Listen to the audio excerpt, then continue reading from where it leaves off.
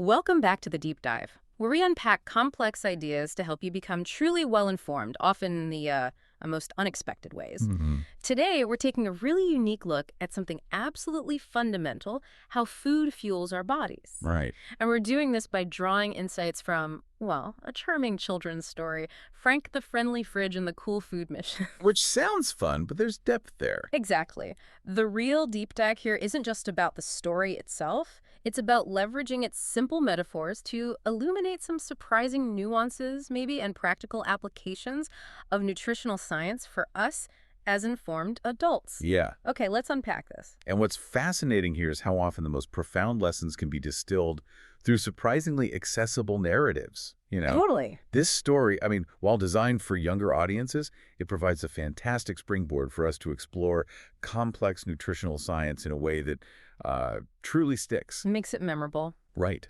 Making those foundational concepts like protein, vitamins, minerals, energy, just more memorable.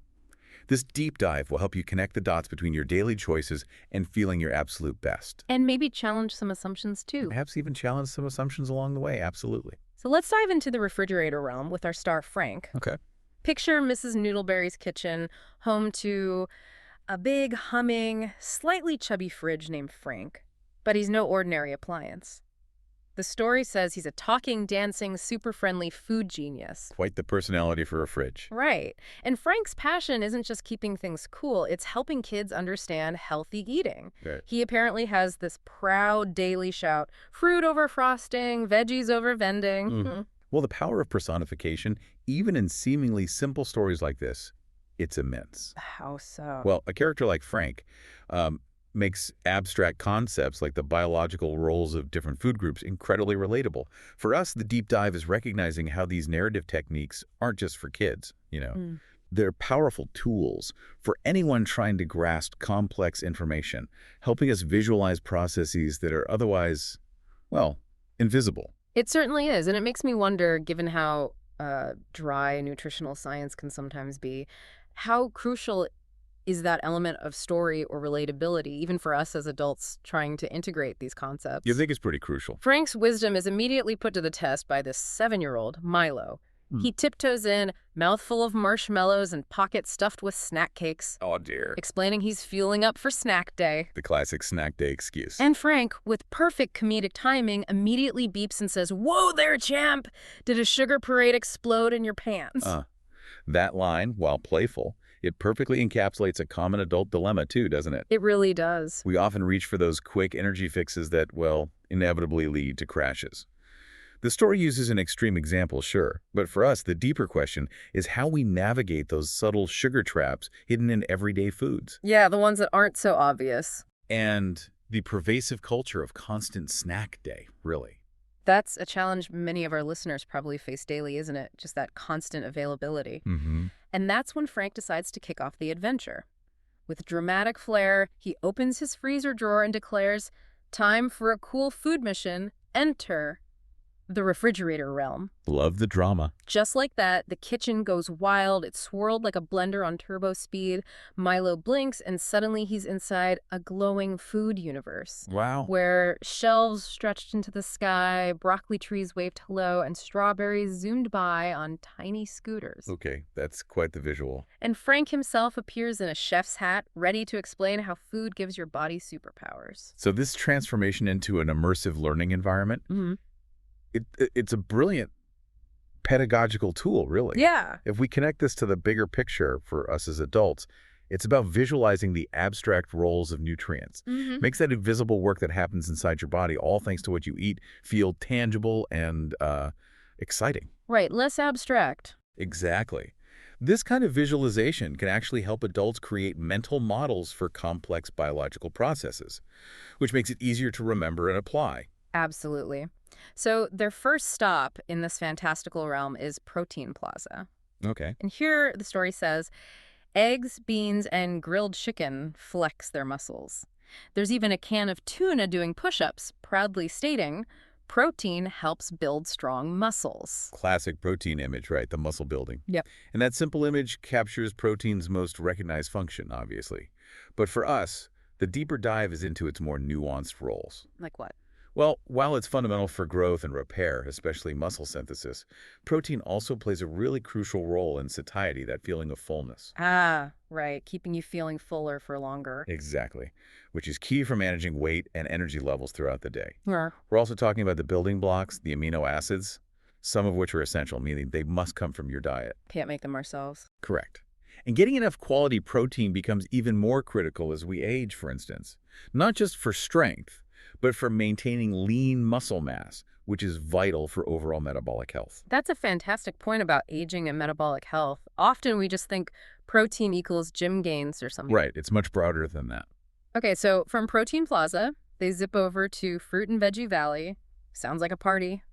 Imagine dancing grapes and spinning carrots all around, One. with Milo even high-fiving a banana and realizing you're way cooler than candy. The chant there is unmistakable. Vitamins, minerals, we help you grow. And these vibrant foods are indeed packed with what we call micronutrients, essential stuff. Little helpers. Exactly. But beyond the general helpers description, we're talking about specific, intricate roles. Okay, give us an example. Well, take vitamin C. It isn't just about immunity, which everyone knows. It's critical for collagen synthesis, essential for your skin, bones, blood vessels. And B vitamins play this critical interplay in energy metabolism, helping your body actually convert food into fuel. So the story captures the essence, they helping you grow bit. Yeah. But for a deeper understanding, knowing these specific biochemical pathways helps us appreciate the true complexity. And it helps us optimize our choices, understanding that micronutrient synergy, how they work together, is really important. It's not just knowing fruits are better, but understanding why that apple is doing so much behind the scenes. That makes sense. Precisely. Okay, next up. The grainy Grand Canyon. Here, talking toast slices taught him how whole grains gave energy for playing, running, and jumping. The energy source. And they had a serious warning: don't skip breakfast or you'll fizzle like flat soda. That fizzling like flat soda, Mm. it perfectly illustrates the difference between, say, quick transient energy bursts from refined carbs. Like sugary cereal. Exactly. Versus the sustained energy you get from whole grains. This raises an important question about how different carbohydrate types impact our daily lives. Yeah. Whole grains, because they have their fiber content, generally have a lower glycemic index, meaning they release glucose into your bloodstream more slowly. This prevents those sharp blood sugar spikes and the subsequent crashes. The flat soda feeling. Exactly. That crash can leave you feeling drained and unfocused, maybe even before lunch. So it's about optimizing your sustained cognitive and physical energy throughout the day. So it's less about a simple don't skip breakfast rule and more about choose the right kind of breakfast for lasting performance. That's a much better way to put it, yes. And then the sugar swamp. The story describes it vividly as a sticky, sluggish place where cookies moved in slow motion and soda cans napped under candy wrappers. Oof, sounds unpleasant. When Milo experienced this, he apparently just yawned and felt like a melted marshmallow. Frank wisely cautioned, this is what too much sugar feels like. And that feeling of sluggishness, that melted marshmallow feeling, it's a direct, acute result of too much sugar messing with your body's energy regulation. How does that work exactly? Well, when you consume a lot of sugar, you get that rapid spike in blood sugar. Your body releases insulin to manage it, often overshooting, which then leads to an equally rapid dip or crash. The sugar crash. Right. And this isn't just about feeling tired in the moment. Chronically, these spikes and dips can impact insulin sensitivity, contribute to inflammation, and even reprogram your cravings, creating a kind of vicious cycle of energy dysregulation. Wow.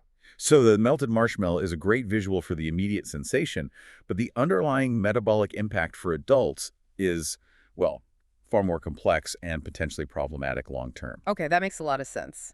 So with a final whoosh, they were back in the real kitchen. Back to reality. And this is where the transformation really shines, I think. Milo looks at his snack cakes, then he looks at the fruit bowl, grabs an apple, takes a bite, and smiles, declaring, that adventure was delicious. Oh, a convert. And Frank, our friendly fridge, he just wiggles his ice maker in celebration, proclaiming, that's the power of cool food choices, kiddo. It's a nice wrap-up. Mm-hmm. And this story really synthesizes the core lesson so powerfully, doesn't it? Mm-hmm. It highlights that healthy foods don't just fuel your body with nutrients. Yeah. They empower you to grow, stay strong, and maintain consistent energy. It reinforces the key points.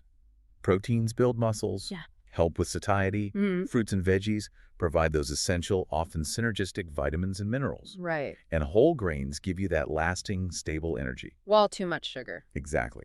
Conversely, too much sugar, as we've discussed, can lead to those energy crashes and contribute to broader metabolic challenges down the line.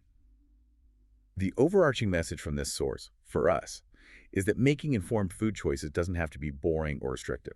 It can be empowering. It can be fun, tasty, and deeply empowering as you understand the intricate dance of nutrients within your own body. So what does this all mean for you listening? We've just navigated the refrigerator realm and seen firsthand how even a whimsical story can be a fantastic, accessible guide to understanding core nutritional principles.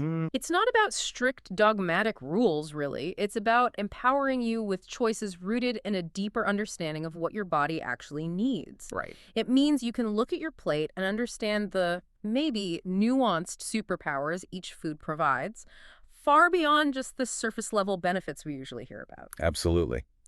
And that leads us to a final provocative thought for you to consider. Okay.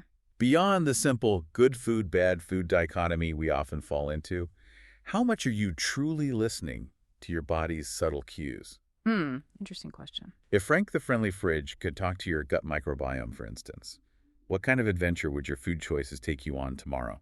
That's a fascinating way to frame it. It's not just about following external rules, but about cultivating an internal dialogue with your body's actual needs and responses, listening to yourself.